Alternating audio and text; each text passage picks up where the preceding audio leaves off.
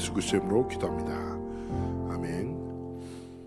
우리 히브리서 11장 1절에서 2절 말씀을 이 시간 함께 합독하시도록 하겠습니다. 하나님의 말씀은 히브리서 11장 1절 2절입니다. 우리 합독하시겠습니다. 믿음은 바라는 것들의 실상이요 보이지 않는 것들의 증거니 선진들이 이로써 증거를 얻었느니라. 아멘.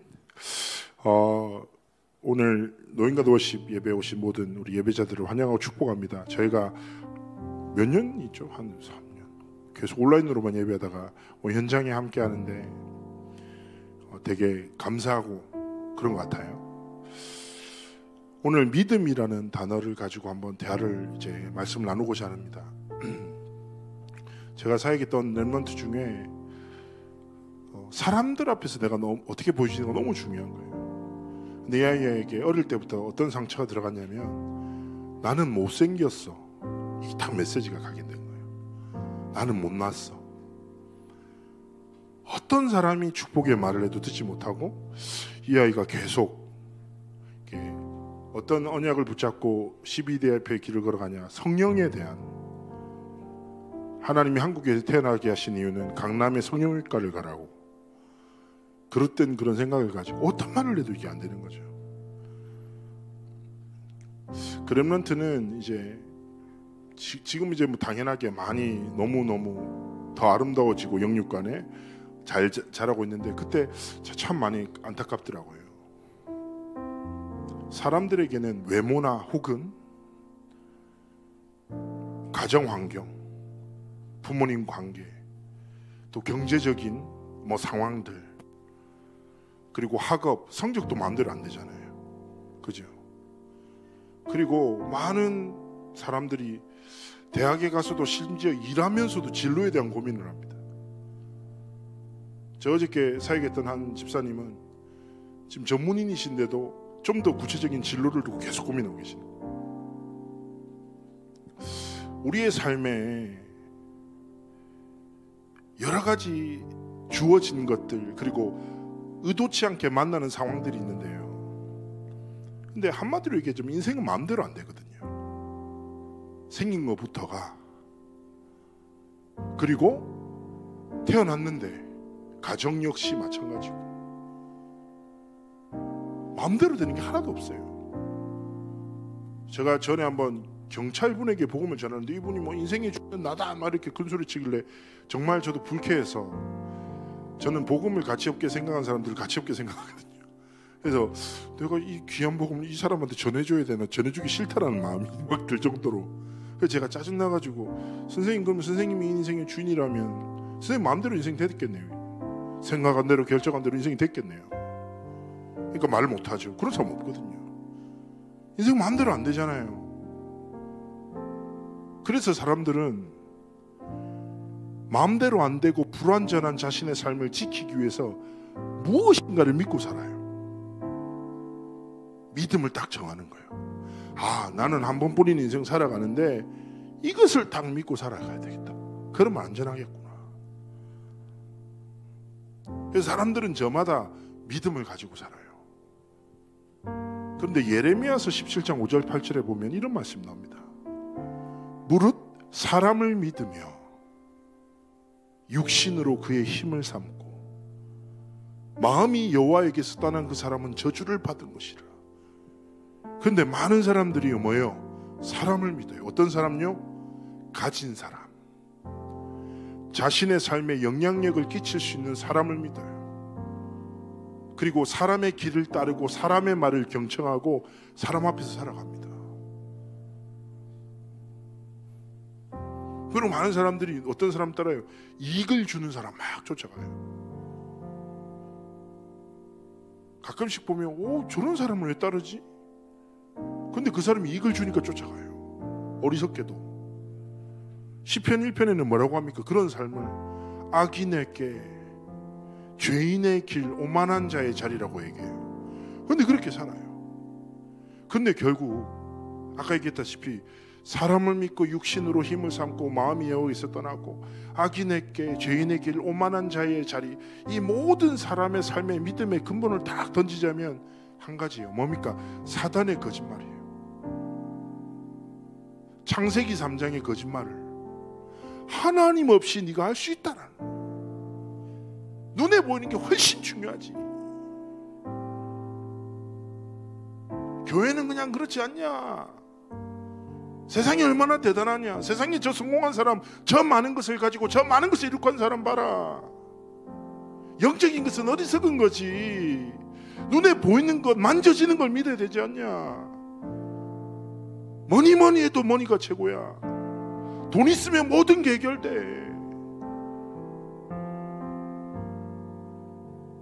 이런 거짓말에 많은 사람이 또 가요. 얼마 전에 그 유튜브 봤는데 20, 30대가 뭔가 불확실한 삶에 불안해서 뭐예요? 말도 안 되는 투자에 뛰어들어서 도박 같은 심리로 막 망하고 막. 제가 실제로 만났다니까요. 루나의 15억 잃어버린 사람. 여러분 15억 있습니까? 없잖아요. 우리 루나 때문에 3일 만에 15억이 날라갔대요. 그래서 내가 물어봤어요. 마음이 어떠세요? 이렇게 표정 짓더니 제 마음을 어떤 말로도 설명할 수가 없습니다. 이렇게 얘기해요. 마음대로 안 된다니까. 근데 사람들은 어리석게도 사단의 거짓말에 기초한 것을 막 믿고 살아가요. 근데 나는 세상이 그런 건 당연해. 세상이 그러는 거야. 근데 많은 하나님의 자녀들도 약간 곁눈질하는 느낌이랄까. 복음이 있는데 하나님의 자녀긴 한데 환경과 현실을 믿고 나도 모르게 그 속에서 영향력을 주는 사람에 의해서 움직이고, 하나님의 말씀에는 전혀 반응 안 하면서 사람의 말에는 엄청 예민하고, 하나님의 약속보다는 뭐예요? 선생님이 말하는 내 미래나 영향력 끼치는 사람이 끼치는 길을 더 걱정하고 막 살아가기도 하죠. 저는 히브리서 오늘 11장 1절 2절 읽었잖아요. 이 성경의 별명이 믿음장이에요. 믿음장. 1장 2절에 대해서 믿음의 대개에서 쭉 서술해요. 믿음으로 하나님의 역사를 이룬 사람들의 행적들. 그러면서 세상이 감당치 못한다 이러면서 쭉 설명한다. 근데 제가 이 성경을 읽으면서 이런 질문을 했죠. 그러면 알겠어. 믿음으로 살아야 된다. 알겠다니까. 그럼 도대체 믿음으로 살아가는 게 뭘까? 라는 질문에 히브리서 12장 1절 2절에서 말합니다. 렘넌트 여러분 기억하십시오. 믿음으로 산다는 것은 믿음의 주요 또 온전하게 하시는 이 신 예수를 바라보는 것, 예수만 바라보는 것, 예수로 말미암아 살아가는 것입니다. 이 단어를 뭡니까? 그리스도를 진짜 주인으로 붙잡고 살아가는 삶입니다. 그런데 많은 렘넌트들이 자신도 모르게 뭐예요? 현실을 믿고 현실 속에 있는 사람의 말에 움직이고 한다니까. 많은 사람들이 불신앙에 빠져 있어요. 불신앙이 뭔지 아세요? 믿음류의 한 종류예요. 불신앙은 하나님의 말씀과 복음 빼고 전부 다 믿는 거예요. 자, 그렇다면 오늘 우리가 예배에 모였잖아요. 우리는 어떤 삶을 살아야 되겠습니까? 분명히 하나님이 불완전한 우리의 삶에 완전하신 그리스도의 복음으로 구별되어 부르셨어요. 그럼 우리는 세상 사람들이 믿는 것을 믿는 것이 아니라 하나님이 주신 것을 믿는 믿음으로 살아야 되지 않겠습니까?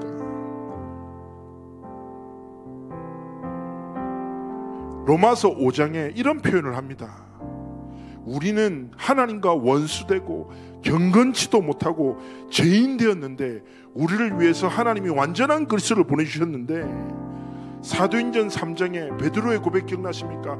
세상 사람들은 뭘로 살아요? 은과 금으로 살아요. 그게 전부래요. 근데 베드로는 담대하게 얘기하는 거예요. 은과 금은 내게 없어. 그러나 내게 있는 것을 내게 준다. 이 말은 단순히 그 순간뿐이었겠습니까? 베드로의 삶이에요. 은과 금을 믿지 않고 하나님이 내게 주신 뭐요? 나사렛 예수 그리스도 이름으로. 여러분도 마찬가지인 거예요. 여러분이 부유하고 풍요로운 환경 속에 살아갈 수 있습니다. 반대로 궁핍하고 많은 어려움 속에 있죠. 그러나 거기 갇히지 마시라니까요. 똑똑할 수도 있고 부족할 수도 있고 건강할 수도 있고 연약할 수 있어. 거기 갇히지 말고 하나님이 주신 뭐요? 나사렛 예수 그리스도의 이름으로 하나님 내가 길을 걸어갑니다. 그러면서 사무엘상 보면 다윗과 골리앗 나오잖아요. 거기서 다윗은 뭐라고 고백합니까? 골리앗 앞에 얘기하는 거예요. 너는 칼과 창과 단창으로 내게 나았거니와. 세상 사람들은 그걸 무기라고 힘으로 삼잖아요. 그런데 다윗은 뭐요? 만군의 여호와의 이름으로, 성삼위 하나님의 전능하심으로, 그 능력을 믿는 믿음으로 하나님이 주신 길을 걸어갈 것입니다. 스가랴서에 얘기합니다. 힘과 능으로도 될 수 없어. 뭐요? 여호와의 신으로만 가능하다는 거예요. 지금 뭡니까? 다시금 결론인 거예요. 하나님, 나는 여전히 불완전해요. 나는 환경에 흔들릴 수밖에 없어요. 그래도 괜찮아요. 나는 불완전하고 내 미래는 불확실하지만 하나님이 완전하신 성삼위 하나님의 보좌의 축복으로 나와 함께 하시길. 그래서 전 그 표현이 맞는 거예요. 하나님, 나는 하나님이 나와 함께 하시지 않으면 아무것도 할 수 없습니다. 그러한 연약한 존재입니다. 그러나 하나님이 나와 함께 하신다면 나는 모든 것을 할 수 있는 완전한 자입니다. 그게 우리의 신앙 고백 아닙니까? 그렇다면 여러분이 오늘 작은 믿음의 결단이에요. 뭐 믿고 살려? 대부분의 사람들은 자신이 가진 것을 믿고 없으면 거기 막 묶여 살아요. 그러나 우리는 뭐요? 내가 가진 것 없는 것이 아니라 지금 하나님께서 내게 주신 것, 하나님이 내게 허락하신 진짜 완전한 복음의 능력 붙잡고 하나님이 원하시는 길을 살아가는 것이죠. 어떤 한 렘넌트가 얼마 전에 저희 교회를 왔습니다. 그리고 저를 한번 만나보고 싶다고 하더라고요. 그래서 그 렘넌트가 저는 되게 신선했어요. 고등학교 2학년짜리 렘넌트가 저보더니 목사님 한번 보고 싶었어요. 실제로 뵈니까 생각했던 것보다 더 크네요. 왜 이렇게 표현하더라고요. 그래서 내가 정말 얘를 때려야 되나 이런 생각을 하고 그랬었는데 여자애라서 때릴 수는 없었고요. 그러더니 얘한테 제가 이렇게 얘기를 하다가 갑자기 저한테 이런 질문을 하는 거예요. 목사님은 비전이 뭐예요? 이러는 거예요. 저는 렘넌트들의 비전 얼마나 많이 물어봤겠습니까? 근데 고등학교 2학년짜리가 저한테 비전을 물어보더라고요. 43살 된 목사한테. 그래서 제가 그 질문이 너무 신선했어. 그래. 내 비전? 한 3초 정도를 머뭇거리다가 이렇게 고백했어요. 내 비전은 단순해, 선명해. 내가 얼마나 살지, 어디서 살지는 몰라. 근데 무엇을 알면 살지는 정해져 있겠지. 아마 나는 목회자로 인생의 길을 걸어갈 거야. 내가 어디서 사역을 하거나 얼마나 살지는 잘 모르겠지만 내 비전은 한 가지다. 죽을 때까지 하나님 앞에 쓰임받는 삶을 살고 싶어. 그게 내 비전이야. 그렇게 고백했어요. 그러니까 그 렘넌트가 그렇군요. 그러면서 이렇게 얘기했어요. 렘넌트야, 너도 무엇을 할지 모르지. 네. 또 어디서 살지도 모르겠지. 네. 그런 하나님 앞에 고백하고 꿈을 꿔라. 어디서 무엇을 하든지 하나님 앞에 쓰임받는 것 보다 귀한 것 없다. 그러면서 렘넌트가 저한테 질문했어요. 목사님, 하나님 앞에 쓰임받으려면 어떻게 해야 돼요? 제가 열심히 준비하면 되나요? 그것도 맞는 말이야. 하나님 앞에 쓰임받는 것은 아주 단순해, 간단해. 그게 뭔가요? 하나님이 주신 것으로 살면 돼. 그럼 하나님이 쓰시는 거야.